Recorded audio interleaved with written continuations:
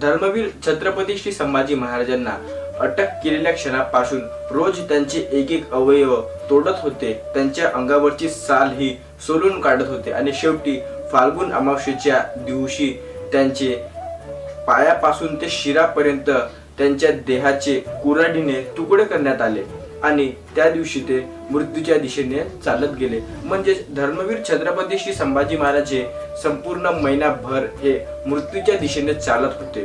धर्मवीर छत्रपती श्री संभाजी महाराजांचे त्याग जर आपल्याला स्मरण करायचे असेल तर बलिदान मास पाळणे हे तेवढेच गरजेचे आहे। कारण हिंदू म्हणून जगण्या तव वृत्ती देई, सिंहा समान जगण्या तव तेज देई, शिवपुत्र द्याल उडीचे जरी धैर्य मर्म, मारुणी म्लेंच अवघे रणी रक्षु धर्म, मारुणी म्लेंच अवघे रणी रक्षु धर्म।